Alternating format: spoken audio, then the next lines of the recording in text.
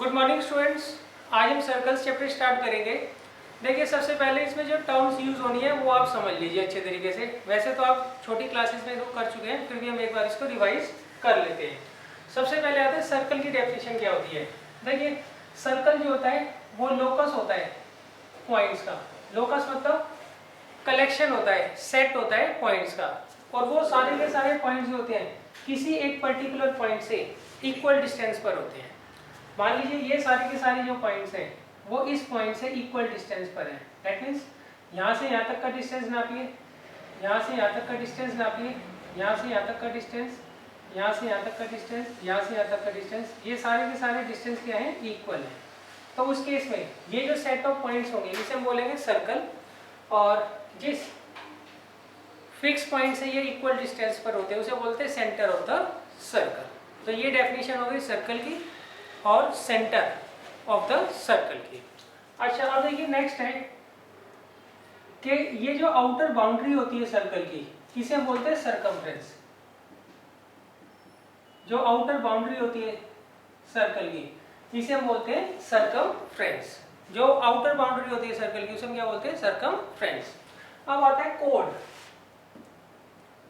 देखिए, सर्कमफ्रेंस के ऊपर आप कोई से दो पॉइंट्स ले लीजिए, इसे जब आप ज्वाइन करते हैं तो इससे जो लाइन बनती है उसे हम बोलते हैं कोड ऑफ अ सर्कल। उसे क्या बोलते हैं, कोड ऑफ अ सर्कल। तो कोड एक ऐसी लाइन होती है जो कि सर्कमफ्रेंस पर कोई से आप दो पॉइंट्स ले लिए उनको ज्वाइन कर कर बनती है। अच्छा, एक बात ध्यान रखना, ये जो कोड होती है जितना सेंटर से दूर होती है उतनी तो इसकी लेंथ कम होती चली जाएगी, और जितना ये सेंटर के नजदीक आती है उतनी इसकी लेंथ क्या होती है, बढ़ती चली जाती है। और जो सबसे लंबी कॉर्ड होगी, सबसे लंबी लेंथ वाली जो कॉर्ड होगी वो हमेशा सेंटर से पास होती है, और उसको बोलते हैं डायमीटर ऑफ द सर्कल। उसे क्या बोलते हैं, डायमीटर ऑफ द सर्कल। जो लॉन्गेस्ट कॉर्ड होती है सर्कल की उसे क्या बोलते हैं हम, डायमीटर ऑफ द सर्कल। अच्छा, अब नेक्स्ट आता है सीकेंट एंड टेंजेंट। सीकेंट और टेंजेंट क्या होता है। देखिए, मान लीजिए आपको एक सर्कल दे रखा है, यहाँ पर कोई एक्सटर्नल पॉइंट दे रखा है, यहाँ से एक आप लाइन ड्रॉ करिए जो कि सर्कल को जो दो जगह काटती है, दो जगह क्या करती है, इंटरसेक्ट करती है। तो इस केस में इसे हम क्या बोलेंगे, सीकेंट बोलेंगे। क्या बोलेंगे, सीकेंट। सीकेंट एक लाइन होती है जो आती तो एक्सटर्नल पॉइंट से है, मगर वो क्या करती है, सर्कल को दो पॉइंट्स पर क्या करती है, इंटरसेक्ट करती है। अब अगर मान लीजिए एक्सटर्नल पॉइंट से कोई लाइन आ रही है और वो सर्कल को सिर्फ टच करके निकल जाए तो उसे हम क्या बोलते हैं, टेंजेंट बोलते हैं। उसे हम क्या बोलते हैं, टेंजेंट। तो टेंजेंट एक ऐसी लाइन होती है जो आती तो एक्सटर्नल पॉइंट से है, मगर ये सर्कल को सिर्फ टच कर कर निकल जाती है। तो अब देखिए, सबसे पहले हमने सर्कल की डेफिनेशन की। सर्कल क्या होता है, डेफिनेशन आप लिख लीजिए। Circle is a locus of a point equidistant from a fix point called centre. तो सर्कल क्या होता है, ये कलेक्शन होता है, लोकस होता है किसका, पॉइंट्स का, जो कि इक्विडिस्टेंट होता है फ्रॉम अ फिक्स पॉइंट। इस फिक्स पॉइंट को बोलते हैं हम सेंटर। क्लियर है। अच्छा, इसके बाद आता है सर्कमफ्रेंस। जो आउटर बाउंड्री होती है सर्कल की इसे हम क्या बोलते हैं, सर्कमफ्रेंस ऑफ द सर्कल। जो आउटर बाउंड्री होती है उसे हम बोलते हैं सर्कमफ्रेंस ऑफ द सर्कल। अच्छा, फिर आता है कॉर्ड। सर्कमफ्रेंस के ऊपर कहीं पर भी आप दो पॉइंट्स ले लीजिए और उनको अगर आप ज्वाइन करोगे तो ज्वाइन करने से जो लाइन बनती है उसे हम क्या बोलते हैं, कॉर्ड बोलते हैं सर्कल की। अच्छा, अब ये जो कॉर्ड होती है जितना ये सेंटर से दूर होगी उतनी इसकी लेंथ कम होती है, जितना ये सेंटर के नजदीक आती जाएगी उतनी इसकी लेंथ क्या होती है, बढ़ती चली जाती है। और जो सबसे बड़ी कॉर्ड होती है वो हमेशा सेंटर से पास होती है, और उसको हम डायमीटर ऑफ द सर्कल भी बोलते हैं। फिर आता है सीकेंट। सीकेंट एक्सटर्नल पॉइंट से एक लाइन आती है जो कि सर्कल को दो जगह काटती है, उसे हम क्या बोलते हैं, सीकेंट। अच्छा, अब टेंजेंट। टेंजेंट भी एक्सटर्नल पॉइंट से एक लाइन आती है, मगर ये सर्कल को क्या करती है, सिर्फ टच कर कर निकल जाती है।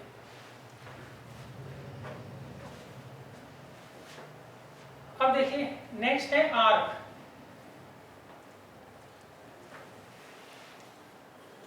Arc of the circle.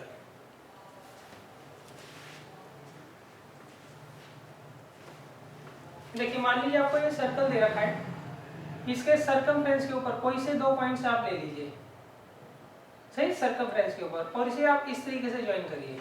हमें ऐसे सीधा ज्वाइन नहीं करना है, सरकमफ्रेंस के ऊपर हमें क्या करना है, इसको ज्वाइन करना है। तो ये कहलाएगी आर्क। आर्क क्या होता है, ये सरकमफ्रेंस का एक छोटा पार्ट होता है। सरकमफ्रेंस का क्या होता है, एक पार्ट होता है। Part of a circumference is known as arc. अच्छा, अब ये आर्क 3 तरीके की होती है। अब देखिए, इस आर्क की जो लेंथ है वो सरकमफ्रेंस जो है इसकी दे रखी है सर्कल की, उसके हाफ से कम है, तो इसे हम बोलेंगे माइनर आर्क, माइनर आर्क। अच्छा, अब अगर मान लीजिए आप ए बी, ये हम इस तरीके से ले रहे हैं, ए से बी, इस पॉइंट को ले रहा हूँ ए और इस पॉइंट को ले रहा हूँ बी, अब इसे ऐसे ज्वाइन करते हैं, क्लियर है? तो ये मेजर आर्क कहलाएगी। क्या कहलाएगी बच्चों, मेजर आर्क। इसमें क्या होता है, ये जो आर्क बनती है इसकी जो लेंथ होती है सरकमफ्रेंस ऑफ द सर्कल के हाफ से क्या होती है, ज्यादा होती है, हाफ से क्या होती है, ज्यादा होती है, तो इसे हम क्या बोलते हैं, मेजर आर्क। अच्छा, अब देखिए नेक्स्ट,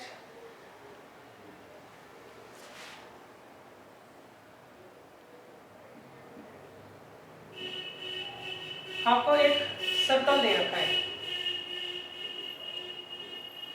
अब इसके ऊपर आपने क्या किया, 2 पॉइंट्स ले लिए और इन दोनों पॉइंट्स को ज्वाइन कर लिया। अब ये जो आर्क है इसकी अगर लेंथ पूरे सरकमफ्रेंस की आधी है तो इसे हम क्या बोलेंगे, सेमी सर्कल। क्या बोलेंगे, सेमी सर्कल, सही। माइनर आर्क में क्या होता है, जो आर्क की लेंथ होती है वो जितनी सरकमफ्रेंस होती है उसके हाफ से कम होती है। यहाँ पर मेजर आर्क में आर्क की जो लेंथ होती है वो सरकमफ्रेंस ऑफ द सर्कल के हाफ से क्या होती है, ज्यादा होती है।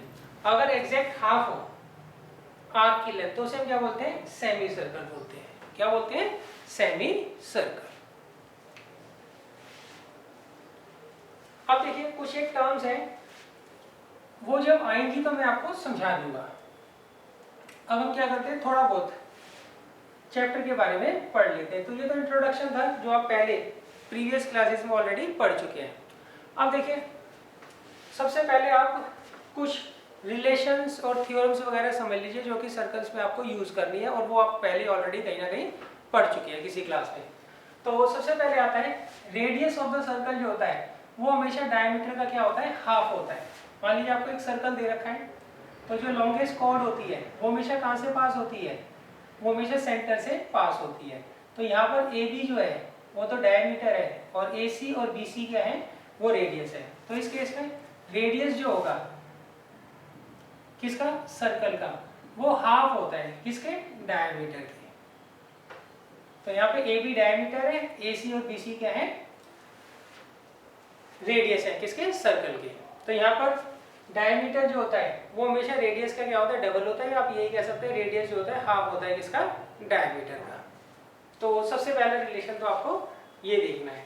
दूसरा होता है, अगर आप ये सर्कल दे रखा है, एक्सटर्नल पॉइंट से 2 टेंजेंट डालें, हमेशा आप किसी एक पॉइंट से 2 ही टेंजेंट डाल सकते हैं, किसके ऊपर, किसी सर्कल के ऊपर।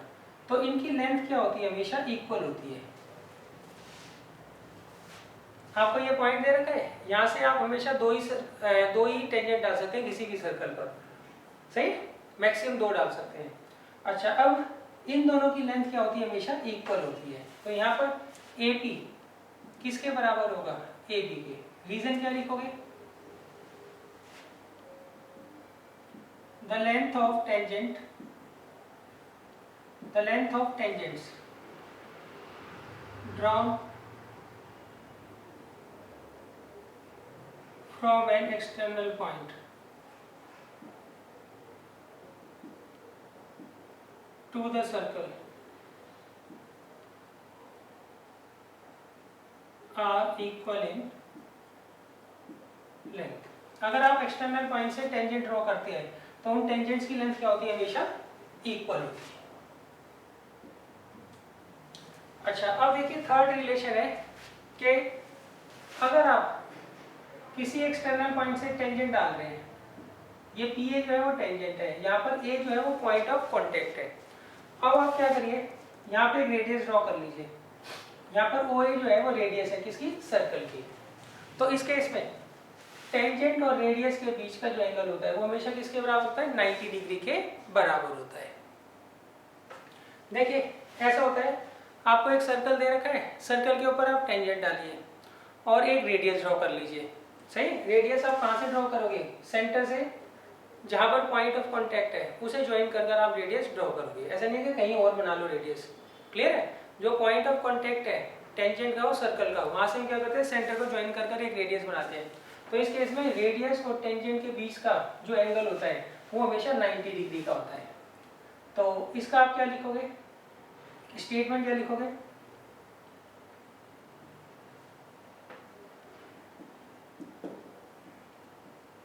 the tangent to the circle and radius of the circle are perpendicular to each other at the point of contact। मतलब ये एक दूसरे के क्या होते हैं, परपेंडिकुलर होते हैं। कहाँ पर, at the point of contact.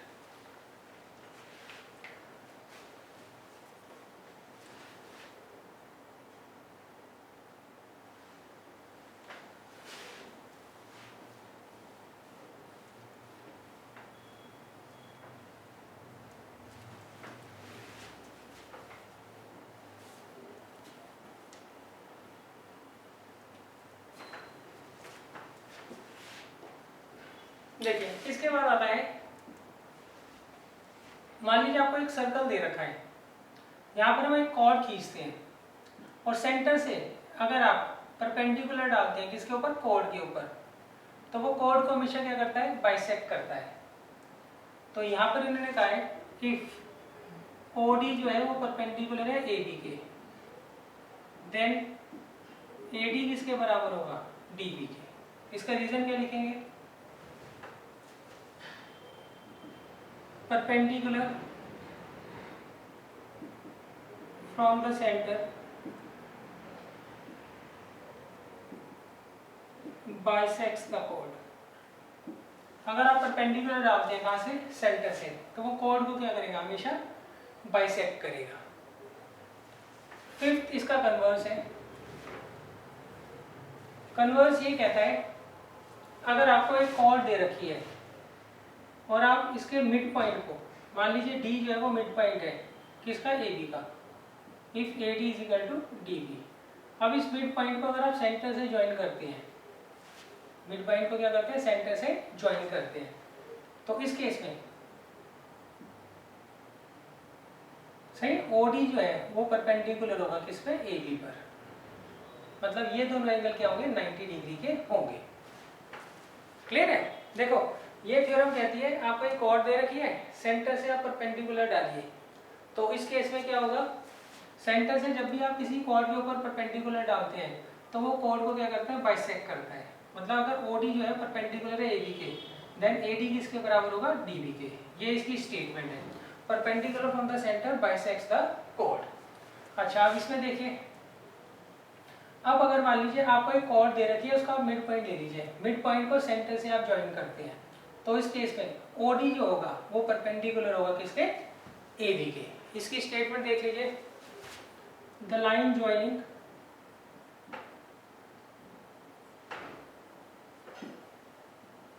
Mid point of a chord to the center of the circle। सही, the line joining the midpoint of a chord to the center of the circle is perpendicular to the chord।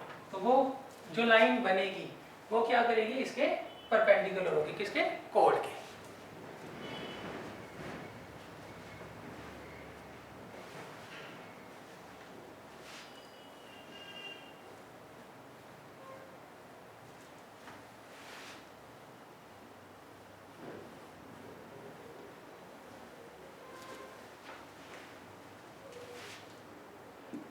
देखिए अब 6 है, angle in a semi circle मान लीजिए आपको एक ये diameter draw कर रखा है आपने।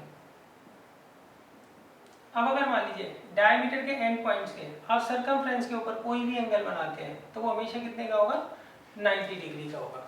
हमेशा किसके बराबर होगा, 90 डिग्री का होगा। देखिए यहाँ पर ए बी डायमीटर है, तो ये ए पी बी जो आर्क है वो क्या बन रही है, सेमी सर्कल बन रही है। सही। अब इस डायमीटर के एंड पॉइंट से सर्कमफ्रेंस पे आप कोई भी एंगल बनाओगे, चाहे आप यहाँ बना लीजिए चाहे यहाँ बना लीजिए, ये सारे एंगल कितने के होंगे, 90 डिग्री के होंगे। Reason, angle in a semi circle is a right angle. That means आपको एंगल ए पी बी कितना दे रखा है, 90 डिग्री के दे रखा है। अब देखिए नेक्स्ट है, मान लीजिए आपने एक आर्क ड्रॉ की, आर्क का नाम हमने ले लिया ए बी। अब इस ए बी आर्क से, सही, ए बी आर्क को बेस मानकर आप क्या करते हैं, सर्कमफ्रेंस के ऊपर दो एंगल बनाते हैं। तो ये दोनों एंगल क्या होंगे, हमेशा इक्वल होंगे। क्लियर। इसका रीजन क्या होगा, angle on the same segment are equal. यहाँ पर एंगल ए पी बी किसके बराबर होगा, एंगल ए क्यू बी के। Reason, angle on the same segment are equal. देखिए यहाँ पर हमने एक एंगल बनाया ए पी बी और दूसरा बनाया ए क्यू बी, दोनों का बेस तो ए बी है ना। क्लियर है। अच्छा, अब हमने आर्क ली ए बी, तो आर्क ए बी के एंड पॉइंट से हमने दो एंगल बनाए हैं, किस पे, सर्कमफ्रेंस पे। तो ये दोनों एंगल क्या होंगे, हमेशा इक्वल होंगे। रीजन क्या होगा, angle on the same segment are equal.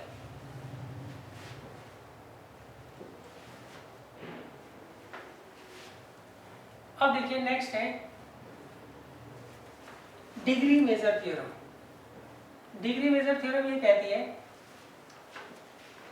कि अगर आप मान लीजिए शायद 7 तक हो गए तो ये 8वां होगा। देखिए यहाँ पर हमने एक आर्क ले लिए, आर्क का नाम है ए बी। यहाँ से एक तो हम सेंटर पे एंगल बनाते हैं और एक सर्कमफ्रेंस के ऊपर बनाते हैं। तो इस केस में सेंटर वाला जो एंगल होता है वो हमेशा डबल होता है, किसके मुकाबले, सर्कमफ्रेंस पे जो एंगल बन रहा है उसके। तो यहाँ पे एंगल ए ओ बी जो होगा वो ट्वाइस होगा एंगल ए पी बी के। सही। आप एक आर्क ले लीजिए, उस आर्क के एंड पॉइंट से एक तो सर्कमफ्रेंस पे एंगल बनाइए और एक सेंटर पे बनाइए। तो इस केस में सेंटर वाला एंगल हमेशा सर्कमफ्रेंस के मुकाबले क्या होता है, डबल होता है। रीजन लिखेंगे, डिग्री मेजर थ्योरम। पूरी स्टेटमेंट याद करने की जरूरत नहीं है इसकी। Degree measure theorem. क्लियर है। अच्छा, जरूरी नहीं है ये इसके सिर के ऊपर ही बने, सेंटर के, ऐसे भी बना सकते हैं।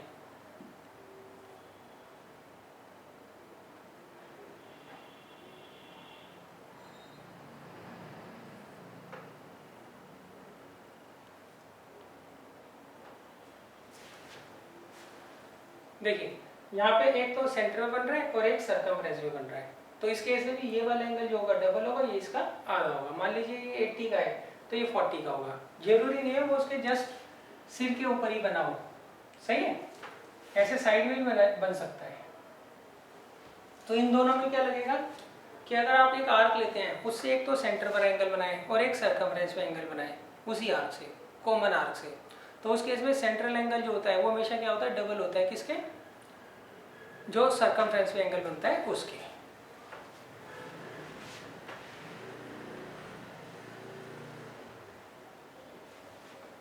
अब देखिए नेक्स्ट है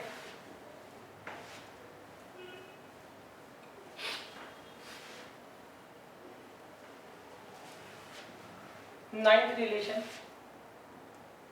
ये थ्योरम्स चल रही है। अब देखिए ये कहता है कि मान लीजिए आपको एक साइक्लिक क्वाड्रिलेटरल दे रखा है। तो देखिए साइक्लिक क्वाड्रिलेटरल कौन सा क्वाड्रिलेटरल होता है, जिसके सारे के सारे वर्टिसेस सर्कल पर लाई करते हैं। तो इस केस में अपोजिट एंगल्स का जो सम होता है वो हमेशा क्या होता है, 180 डिग्री होता है। तो यहाँ पर angle A plus angle C 180 degree होगा। एंगल बी और एंगल डी ये भी कितना होगा 180 डिग्री होगा। रीजन क्या लिखोगे, the sum of opposite angles of a cyclic quadrilateral is 180 degree. मतलब जो साइक्लिक क्वाड्रिलेटरल होता है उसके अपोजिट एंगल का सम क्या होता है, हमेशा 180 डिग्री होता है। दैट मींस एंगल ए और एंगल सी का सम 180 होगा, एंगल बी और एंगल डी का सम क्या होगा 180 डिग्री होगा।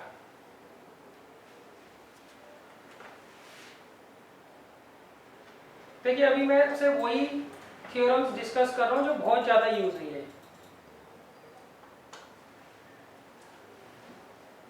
कुछ थ्योरम्स ऐसी भी हैं जो मैं भी आपसे डिस्कस नहीं कर रहा हूँ क्योंकि वो बहुत ज़्यादा यूज़ नहीं हुई है। जब उसका क्वेश्चन आएगा तो मैं उसको अच्छे तरीके से समझाकर आपको क्वेश्चन करवा दूंगा।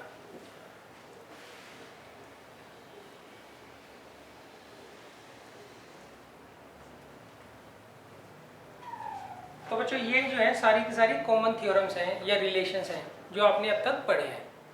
तो अभी मैं आपको कोई नया रिलेशन और थ्योरम नहीं करवा रहा हूँ, सही। जब यूज होगा तो मैं आपको प्रॉपरली समझा दूंगा। अब देखिए एक्सरसाइज 10.1 इसमें मैंने कहा है पहला क्वेश्चन में फर्स्ट क्वेश्चन क्या आता है, how many tangents can a circle have. एक सर्कल के ऊपर कितने टेंजेंट्स हो सकते हैं। क्लियर है। अच्छा देखिए आपको इसमें एक सर्कल दे रखा है और पूछा है उसके ऊपर आप कितने टेंजेंट्स ड्रॉ कर सकते हो। तो आप जितने मर्जी टेंजेंट्स ड्रॉ कर लीजिए, सही है। यहाँ पे ड्रॉ कर लीजिए ऐसे ऐसे, सही है। तो आप इनफाइनाइट मैनी टेंजेंट जो है आप सर्कल के ऊपर ड्रॉ कर सकते हैं। तो फर्स्ट क्वेश्चन का आंसर है इनफाइनाइट मैनी।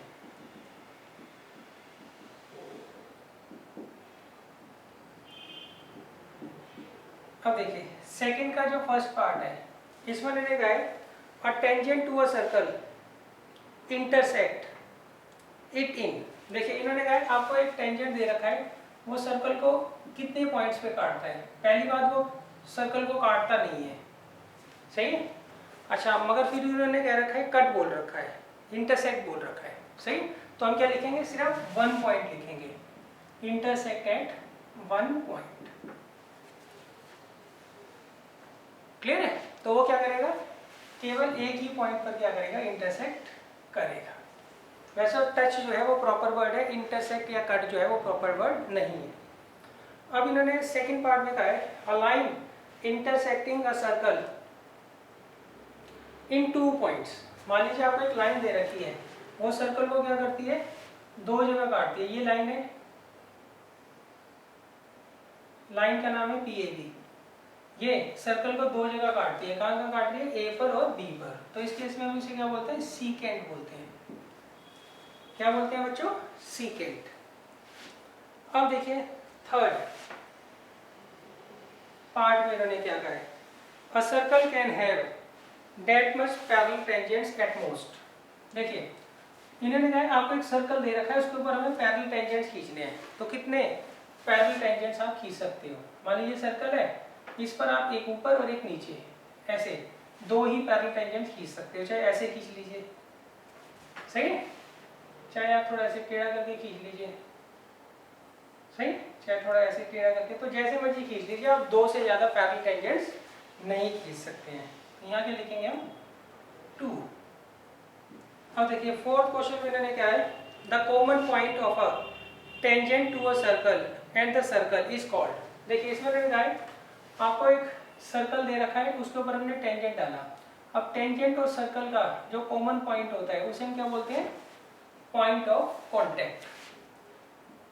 उसे क्या बोलते हैं, पॉइंट ऑफ कांटेक्ट। क्लियर है। यहाँ पर P जो है वो पॉइंट ऑफ कांटेक्ट है, किसका, सर्कल का और टेंजेंट का।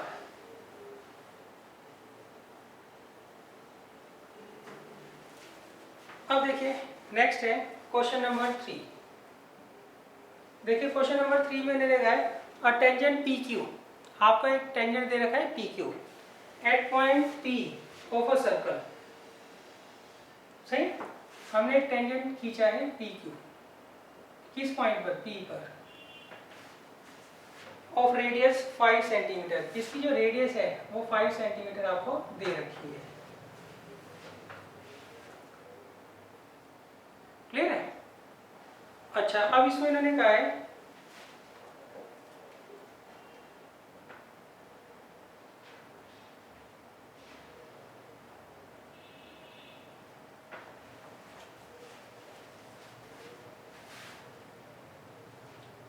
5 सेंटीमीटर की रेडियस दे रखी है, meets a line through the centre O at Q so that OQ is equal to 12 centimetre. यहाँ पर जो आपको OQ दे रखा है, O जो है वो सेंटर है, OQ जो है वो 12 सेंटीमीटर आपको दे रखा है।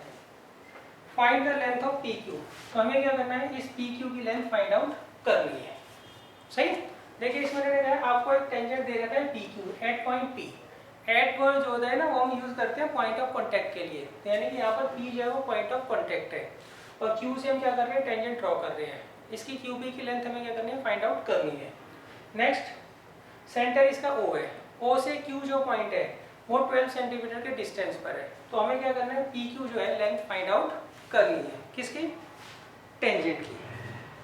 तो देखिए ये एंगल जो होगा वो 90 डिग्री का होगा, क्यों, रेडियस और tangent at the point of contact क्या होता है, 90 डिग्री का एंगल बनाते हैं।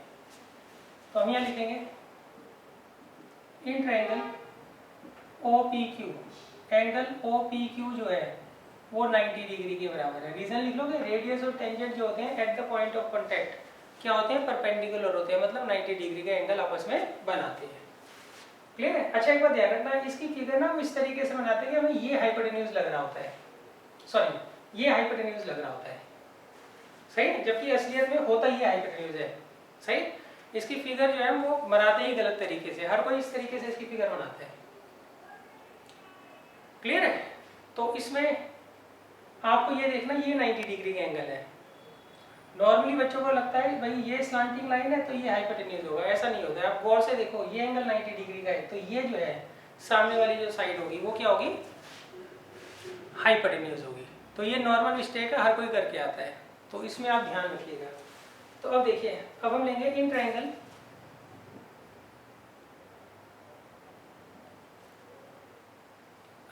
ये तो लिखा ही हुआ है, देखिए इन ट्रायंगल OPQ, यहाँ पे ये एंगल 90 डिग्री का है, तो OQ स्क्वायर किसके बराबर आएगा, OP square plus PQ square के, पाइथागोरस थ्योरम।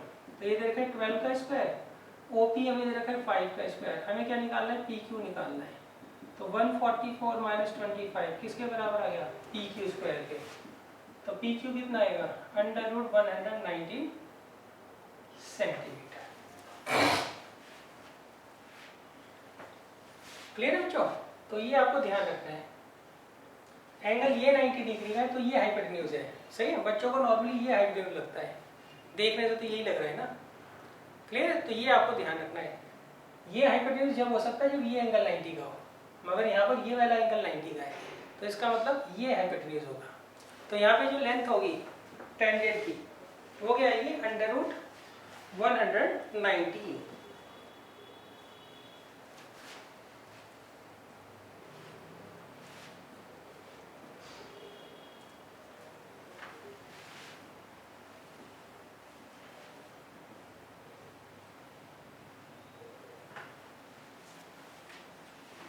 अब देखिए इसके बाद है क्वेश्चन नंबर 4। इसमें मैंने कहा है draw a circle and two lines parallel to a given line such that one is tangent and the other a secant to the circle। देखिए इसमें मैंने कहा आपको एक सर्कल बनाना है, तो पहले हम क्या करते हैं, यहाँ पे सर्कल बना लेते हैं। अब एंड टू लाइंस, और दो लाइंस यहाँ पर बनानी है और दोनों लाइंस आपस में पैरेलल होनी चाहिए, सही, to a given line such that one is a tangent and other is a secant to the circle। अब देखिए यहाँ पर हमने एक सर्कल ले लिया और एक लाइन ले ली। अब इस लाइन के पैरेलल दो लाइंस बनानी है, उनमें से एक तो इसकी टेंजेंट होनी चाहिए और एक क्या होनी चाहिए, इसकी सीकेंट होनी चाहिए। तो टेंजेंट क्या होगा, टेंजेंट वो लाइन होती है जो एक्सटर्नल पॉइंट से आती है और सर्कल को टच कर कर निकल जाती है। सीकेंट एक ऐसी लाइन होती है जो एक्सटर्नल पॉइंट से आती है और सर्कल को दो जगह क्या करती है, इंटरसेक्ट करती है। अब हमें क्या करना है, इस लाइन के पैरेलल दो लाइंस बनानी है, एक तो इसके पैरेलल होनी चाहिए, तो सॉरी एक तो इस पे टेंजेंट होनी चाहिए सर्कल पर और दूसरी क्या होनी चाहिए, सीकेंट होनी चाहिए। तो देखिए इसके लिए आपको कंस्ट्रक्शन का सामान चाहिए होगा, सही। तो मैं अभी आपको ऐसे ही रफली बता रहा हूँ, बाकी कंस्ट्रक्शन चैप्टर जब हम करेंगे तो उसमें मैं ये क्वेश्चन आपको दोबारा से करवा दूंगा, क्लियर है। अच्छा पहले तो आप पैरेलल लाइंस की प्रॉपर्टीज याद कर लीजिए, उसमें कॉरस्पॉन्डिंग एंगल्स इक्वल होते हैं और ऑल्टरनेट इंटीरियर एंगल्स जो होते हैं वो भी क्या होते हैं, इक्वल होते हैं।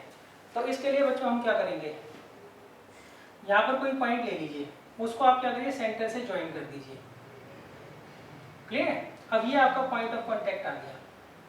यहाँ पर अगर आप, सही क्लियर है, यहाँ पर अगर आप 90 डिग्री का एंगल बनाओगे तो वो अपने आप ही क्या होगी, टेंजेंट बन जाएगी इस सर्कल की। तो 90 डिग्री का एंगल तो आपको बनाना आता ही है। ये आप पॉइंट ले लीजिए, पहले देखिए ये आपको गिवन लाइन है, इस गिवन लाइन के ऊपर कोई भी पॉइंट ले लीजिए, उसको सेंटर से ज्वाइन कर दीजिए, सही।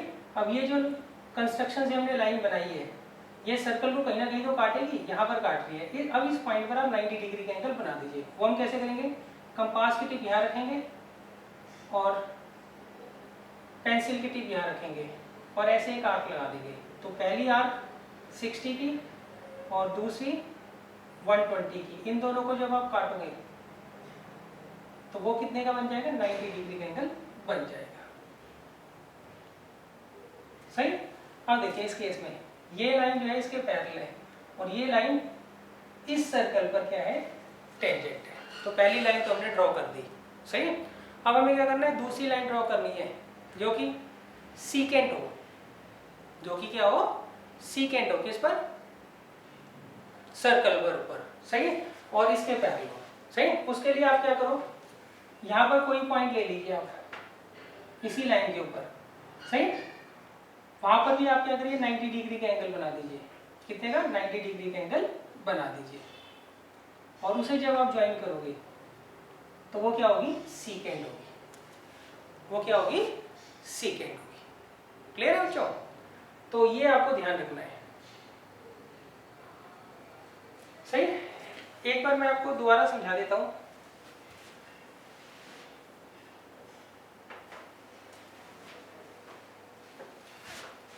हम पहले एक सर्कल बना लेंगे और यहाँ पर एक लाइन खींच देंगे, सही। लाइन बिल्कुल इसके पैरेलल खींचना सर्कल के, क्लियर बच्चों। अब देखिए यहाँ से आप क्या करिए, ज्वाइन कर लीजिए किसको, सेंटर को, क्लियर बच्चों। अच्छा ये एंगल 90 डिग्री का होना चाहिए, आप इस तरीके से करना। अच्छा अब देखिए हम क्या करेंगे, ये पॉइंट ऑफ इंटरसेक्शन है कंस्ट्रक्शन वाली लाइन और सर्कल का। अब हम क्या करेंगे, यहाँ पे 90 डिग्री का एंगल बना देंगे। तो ये आपकी टेंजेंट बन गई, टेंजेंट है सर्कल की और इसके पैरेलल है, क्यों, ये एंगल 90 का है तो ये भी एंगल 90 का है। तो इस केस में जब कॉरस्पॉन्डिंग एंगल्स इक्वल है तो लाइंस क्या होगी, पैरेलल होगी। और ये एंगल 90 का है तो इस केस में रेडियस और टेंजेंट के बीच में 90 डिग्री एंगल बनता ही है। अच्छा अब आप क्या करिए, थोड़ी हाइट ऊपर एक और 90 डिग्री का एंगल बना दीजिए, क्लियर है। तो ये लाइन जो होगी वो ऐसे सीकेंट काम करेगी किस पे, इस सर्कल के लिए। तो ये सीकेंट हो गई और ये टेंजेंट हो गई इस सर्कल पर, और ये दोनों लाइन इसके पैरेलल हो गई, क्लियर है। पहली बार शायद मैं ये बताना भूल गया था, ये एंगल 90 डिग्री का लेना है आपको, क्लियर है। अब ट्राई करना, नहीं तो कंस्ट्रक्शन चैप्टर में आपको बता दूंगा किस तरीके से हम बनाएंगे एंगल।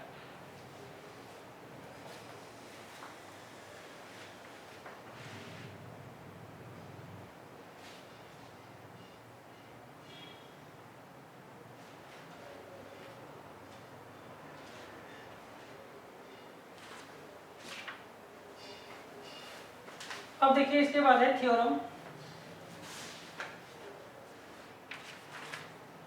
थ्योरम 10.2। देखिए थ्योरम 10.2 में इन्होंने कहा है the length of tangents drawn from external point to the circle are equal in length. देखिए इन्होंने कहा है आपको एक सर्कल दे रखा है, इसके एक्सटर्नल पॉइंट से हम क्या करते हैं, दो टेंजेंट ड्रॉ करते हैं। तो हमें प्रूव करना है इन दोनों टेंजेंट्स की लेंथ क्या होगी, इक्वल होगी। दोनों टेंजेंट्स की लेंथ क्या होगी, इक्वल होगी, हमें प्रूव करना है। तो देखिए इसे आप ज्वाइन कर लीजिए, इसे ज्वाइन कर लीजिए और इसे ज्वाइन कर लीजिए। ये एंगल 90 का होगा, क्यों, टेंजेंट और रेडियस परपेंडिकुलर होते हैं at the point of contact. ये एंगल सॉरी ये लाइन और ये लाइन ये भी आपस में परपेंडिकुलर होंगे, क्यों, ये तो रेडियस है और ये टेंजेंट है, और रेडियस और टेंजेंट के बीच का एंगल हमेशा क्या होता है, 90 डिग्री का होता है। क्वेश्चन एक बार दोबारा समझ लीजिए, थ्योरम 10.2 कहती है, ये आपको सर्कल दे रखा है, एक्सटर्नल पॉइंट से हमें दो टेंजेंट डालने हैं और हमें प्रूव करना है इन दोनों की लेंथ क्या होगी, इक्वल होगी। तो सबसे पहले देखिए गिवन लिखते हैं, गिवन होगा circle with centre O and radius R, ये शॉर्ट में लिखते हैं इस तरीके से, सही, इन विच PA and PB are two tangents to the circle to prove। हमें बच्चा प्रूव क्या करना है, PA जो है वो PB के बराबर होगा। कंस्ट्रक्शन में देखिए, join OP OA and OB। अब देखिए प्रूफ, हम लेंगे in triangle PAO and triangle PBO, इन दोनों ट्रायंगल्स को कॉन्ग्रुएंट करेंगे। कैसे करेंगे, OA जो है वो OB के बराबर है, radius of the same circle, clear है बच्चों, और एंगल 1 जो है एंगल 2 के बराबर है, ईच 90 डिग्री, क्लियर बच्चों, और OP is equal to OP common. Therefore triangle PAO जो है कॉन्ग्रुएंट होगा PBO के बाय RHS। तो जब RHS से दोनों ट्रायंगल कॉन्ग्रुएंट हो गए तो CPCT से PA बराबर PB।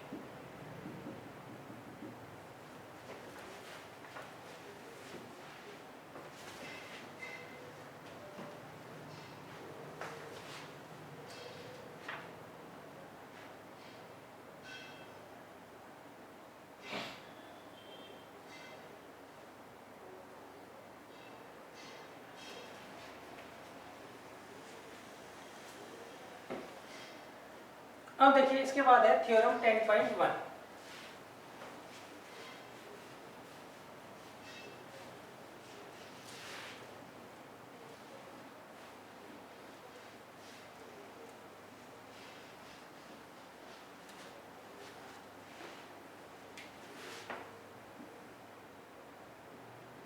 देखिए थ्योरम 10.1 क्या कहती है, the tangent at any point of a circle, सही, the tangent at any point of a circle is perpendicular to the radius through the point of contact. देखिए इसमें मैंने लिखा है, आपको एक सर्कल दे रखा है, इसके ऊपर आप कोई टेंजेंट ड्रॉ कर लीजिए। तो इस केस में ये रेडियस के साथ 90 डिग्री का एंगल क्या करेगा, फॉर्म करेगा। ये चीज हमें क्या करनी है, प्रूव करनी है, ये एंगल 90 डिग्री का होगा, सही। एक बार स्टेटमेंट दोबारा देख लेते हैं, the tangent at any point of a circle, सही, is perpendicular to the radius through the point of contact, मतलब रेडियस और टेंजेंट के बीच में 90 डिग्री का एंगल बनता है। ये हमें क्या करना है, यहाँ पर प्रूव करना है। तो देखिए सबसे पहले गिवन वही circle with centre O and radius R, clear है। Next, and PA is the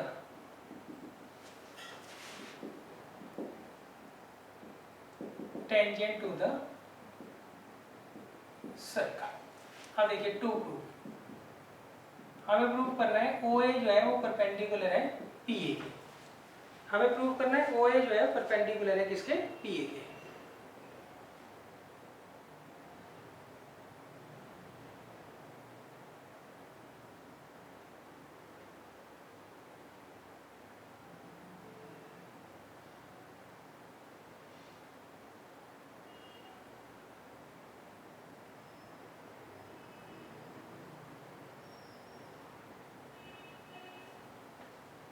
clear है।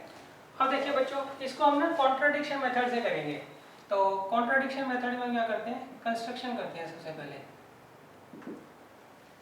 कंस्ट्रक्शन में हम क्या करते हैं, Q कोई पॉइंट ले लेते हैं आउटसाइड द, इस टेंजेंट के ऊपर ही हम कोई पॉइंट ले रहे हैं Q, सही है, और Q जो पॉइंट है वो क्या है, आउटसाइड द सर्कल है, और इसे ज्वाइन कर देते हैं। क्लियर है? तो अब देखिए, तो यहां हम मान लेंगे टेक कंस्ट्रक्शन में, take any point Q on PA, सही। यहां पे लिखेंगे आउटसाइड द सर्कल।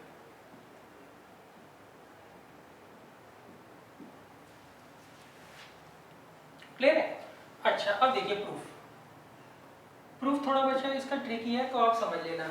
देखिए, इसमें OQ जो है, OQ की जो लेंथ होगी वो क्या होगी, छोटी होगी, किससे, OA से। क्लियर है? तो यहाँ लिखेंगे here OQ is greater than OA। उसका रीजन क्या है, उसका रीजन ये है कि यहाँ पर Q जो है पॉइंट वो सर्कल के बाहर है, और A जो है वो किसके ऊपर है, सर्कल के ऊपर है। तो अगर आप सेंटर से किसी पॉइंट को ज्वाइन करते हो, वो अगर सर्कल के ऊपर है, तो उसकी लेंथ हमेशा क्या होती है, छोटी होती है। किसके मुकाबले, अगर कोई पॉइंट आप लेते हो सर्कल के बाहर और उसको किससे ज्वाइन करते हो, सेंटर से ज्वाइन करते हो। क्लियर है? देखिए, Q जो पॉइंट है वो बाहर है सर्कल के, तो जब आप इसको सेंटर से ज्वाइन करोगे तो ये जो डिस्टेंस होगा वो हमेशा रेडियस से क्या होगा, बड़ा होगा। तो इसलिए यहाँ पर OQ जो होगा वो क्या होगा, बड़ा होगा, किससे, OA से। सही क्लियर है? अच्छा, तो हम लिखेंगे it is true for all the points, all the points which lies on PA and are outside the circle. तो अब देखिए, Q की जगह आप कोई भी पॉइंट ले लीजिए, सही। मान लीजिए मैं S ले लेता हूँ, फिर इसे ज्वाइन करता हूँ, तो इस केस में OS जो होगा वो बड़ा होगा किसके, OA से। ऐसे मैं यहाँ पे कोई पॉइंट T ले लेता हूँ, उसको ज्वाइन कर लेता हूँ O से। अब ये जो OT होगा ये बड़ा होगा किससे, OA से। क्लियर है? तो इसका मतलब it is true for all the points which lies on PA and are outside the circle. Clear है? तो ये उन सारे के सारे पॉइंट्स के लिए सेटिस्फाई होगी कंडीशन, जो पॉइंट्स आप क्या करते हो, टेंजेंट के ऊपर लेते हो और वो पॉइंट्स सर्कल के बाहर होते हैं। तो that implies OA is the shortest distance between O and PQ। तो इसका मतलब OA जो है वो सबसे छोटा डिस्टेंस है किस किस के बीच में, पॉइंट O और लाइन PA के बीच में। क्लियर है? अच्छा, हमने एक फॉर्मूला पहले पढ़ा हुआ है, थ्योरम पढ़ी हुई है कि जो शॉर्टेस्ट डिस्टेंस होता है बिटवीन पॉइंट एंड लाइन वो हमेशा क्या होता है, परपेंडिकुलर होता है, किस पर, लाइन पे। दैट इम्प्लाइज OA जो है वो परपेंडिकुलर है किस पे, PA पर। यही हमें प्रूव करना था। सही, रीजन लिख देना। As we know that perpendicular distance between the shortest distance between a point and a line is perpendicular distance, therefore OA जो है वो परपेंडिकुलर है PA पर। यही हमें क्या करना था, प्रूव करना था कि OA जो है वो PA पर क्या होगा, परपेंडिकुलर होगा।